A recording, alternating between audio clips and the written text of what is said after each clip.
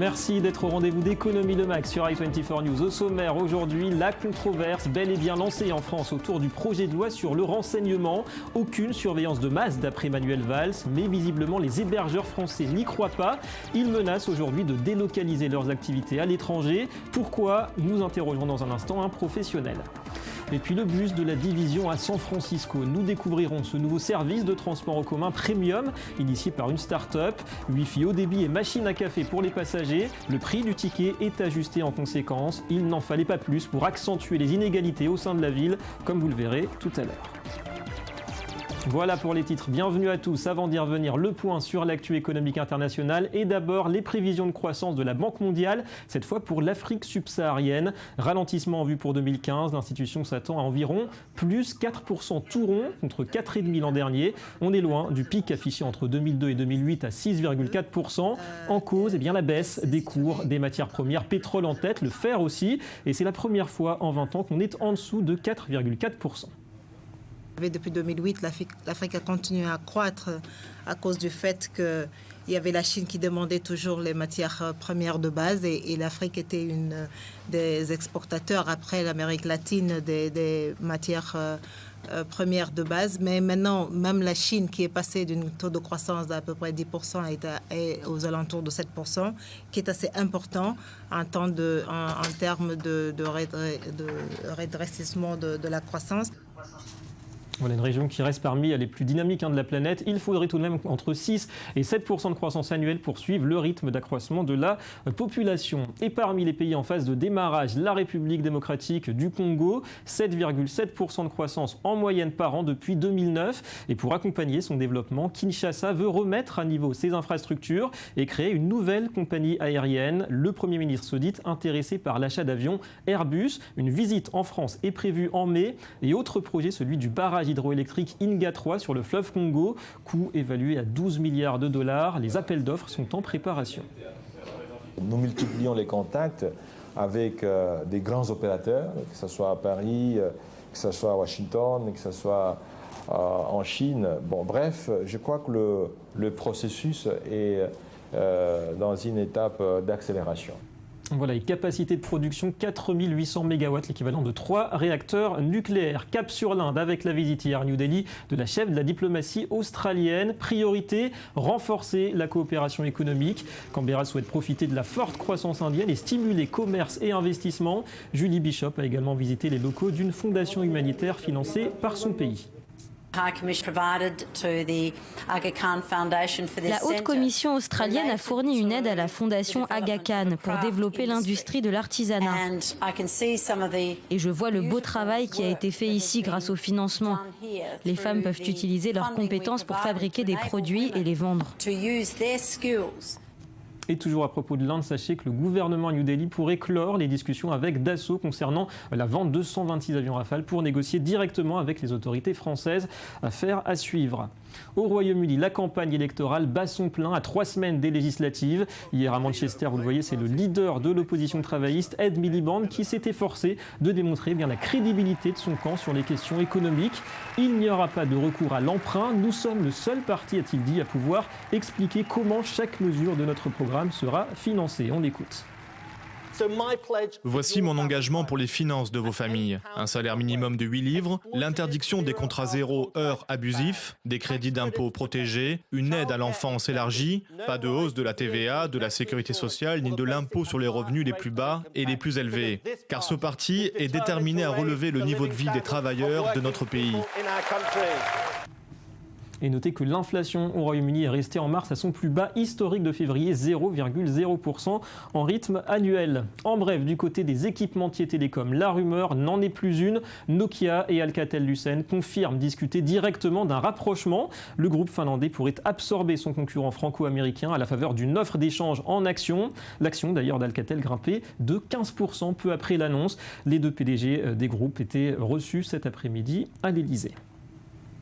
Et puis un mot de la Russie avec les difficultés grandissantes des ménages ayant contracté des prêts immobiliers hypothécaires en devises étrangères. Ils doivent aujourd'hui composer avec un rouble qui a perdu 50% de sa valeur face au dollar l'an dernier. Et malgré un rebond ces dernières semaines, la flambée des remboursements est devenue un vrai fardeau.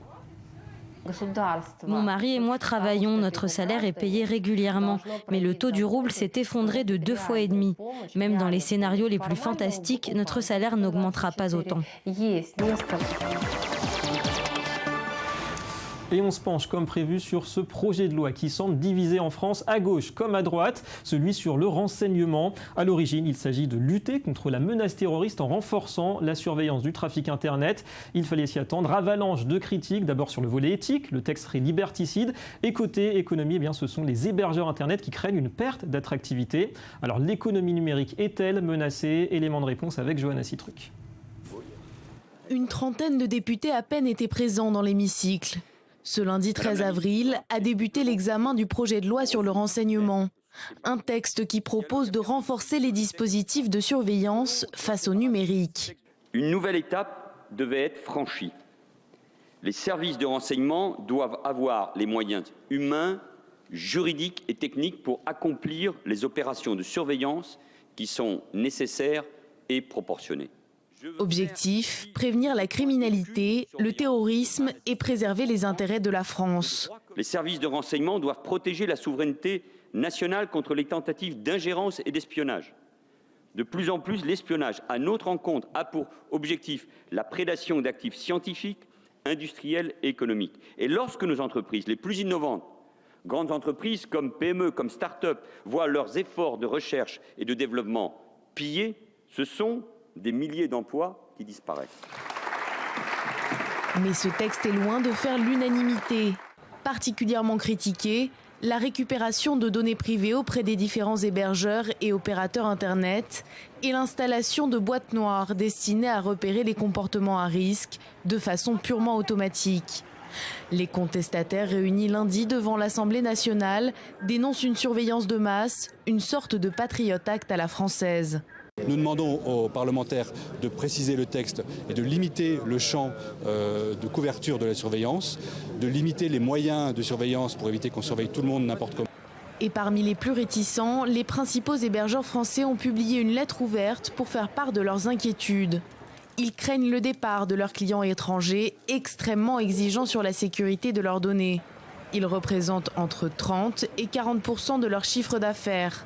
Pour eux, si l'attractivité des hébergeurs français diminue, elle pourrait entraîner dans sa chute l'ensemble de l'économie numérique de l'Hexagone. D'autant plus que certains menacent de se délocaliser. La France perdrait alors plusieurs sociétés en pleine expansion qui créent des milliers d'emplois et investissent des millions d'euros tous les ans. Voilà, scénario alarmiste. Alors, ces craintes sont-elles réellement justifiées à ce stade? Nous sommes en ligne avec Philippe Issard. Bonjour.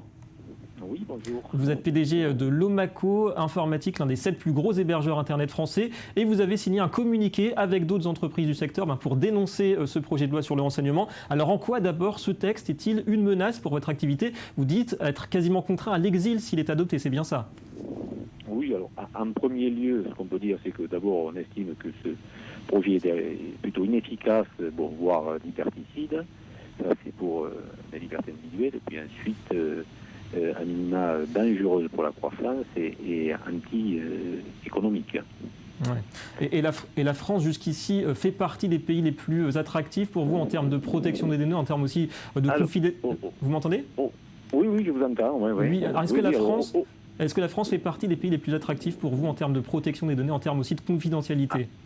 Aujourd'hui, s'il y a encore des choses, je dirais, pour lesquelles la France fait référence, c'est aujourd'hui effectivement la protection des données personnelles et des données de santé. Aujourd'hui, la CNIL, la VIP Santé, enfin autant d'organismes qui font qu'aujourd'hui on accueille et on héberge beaucoup d'entreprises internationales qui viennent chez nous parce que tout simplement les sécurités sont assurées, ce qui ne sera plus du tout le cas demain si ce projet passe avec les fameuses boîtes noires. Et c'est quoi la part à peu près de vos clients étrangers sur votre chiffre d'affaires total? Bon, une trentaine de pourcents à peu près, d'accord, pour donner des grandes masses, une trentaine de pourcents. Mais c'est la partie internationale, donc nous on suivra là où la demande est, mais ce qui va faire, la partie internationale est une chose, mais la partie française qui est la plus importante, 70%, mais celle-là aujourd'hui, alors qu'on est dans un processus dit de transition numérique, c'est-à-dire amener les gens sur de l'hébergement de données, promouvoir les objets connectés, promouvoir la mobilité, promouvoir les solutions dites SaaS, Software as a Service, d'accord, de conseil de service. Les gens vont craindre de plus en plus, d'accord, quant à venir faire héberger leurs données. Alors justement... Au-delà de l'hébergement, je rajouterai aussi que simplement le seul fait aujourd'hui d'avoir des objets connectés, ne serait-ce que le smartphone, qui se synchronise, d'accord, c'est que automatiquement ça se synchronise sur des serveurs, sur un data center. Donc ça veut dire que là, y compris votre vie personnelle.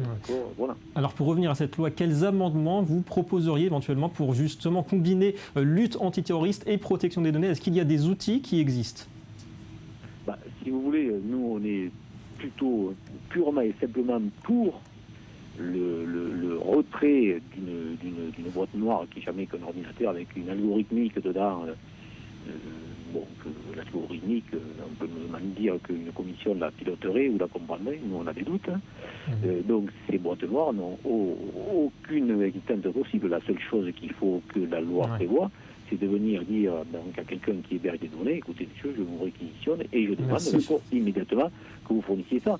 La loi, même pas besoin de le faire, c'est déjà le cas aujourd'hui. Merci beaucoup Philippe Issard. Aujourd'hui je suis saisi par une décision de justice de remettre des informations concernant différentes choses, je les remets. Merci beaucoup Philippe Issard d'avoir répondu à nos questions. Allez, un autre sujet qui divise. On part cette fois aux États-Unis, en Californie, et aux arrêts de bus de San Francisco. Il y a désormais ceux qui attendent le bus, évidemment, et ceux aussi qui attendent le bus de luxe. Au programme, confort et connectivité pour un tarif qui fait plus que doubler par rapport au service municipal. Une nouveauté qui, pour certains, expose un peu plus les inégalités. Reportage sur place. Début de journée à San Francisco. Adriana attend le bus qui l'emmène au travail. Mais loin du traditionnel bus municipal, la jeune femme utilise un service plus personnalisé. Baptisé LEAP, ce transport privé relie son quartier résidentiel au centre-ville, dans un confort total. Sur l'application, il n'y a qu'à appuyer sur ce bouton et à scanner son téléphone quand tu montes. C'est très facile, c'est vraiment plus simple et c'est rapide. À l'intérieur de ce bus high-tech, siège en cuir, boissons et connexion Wi-Fi à disposition des passagers. J'adore le fait de pouvoir utiliser mon ordinateur. D'habitude, dans le bus, je suis debout avec tout un tas d'autres gens et c'est une perte de temps. Là, je peux vraiment rendre mon trajet productif. D'autant qu'à San Francisco, le transport public a mauvaise réputation. Peu fiable, bondé, ce serait aussi l'un des plus lents du pays. Malgré un trajet plus cher, à 5,50 € contre 2 € le ticket de bus public, LEAP séduit de plus en plus de jeunes salariés. Actuellement, les gens ont deux options principales pour se rendre au travail. En heure de pointe, c'est parfois difficile de trouver une place dans les transports publics. Et les voitures avec chauffeur ou service de covoiturage coûtent cher.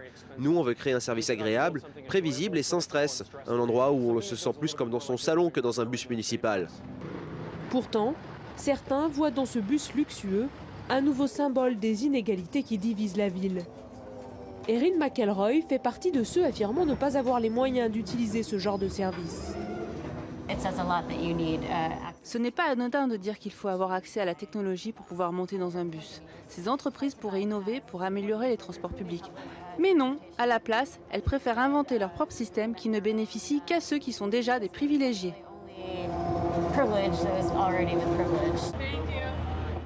Pour l'instant, LEAP ne transporte qu'une centaine de passagers par jour, mais la compagnie ambitionne déjà d'ouvrir de nouvelles liaisons dans d'autres quartiers de la ville. Voilà, nouveau concept urbain qui ne fait pas l'unanimité. C'est l'heure du Media Watch.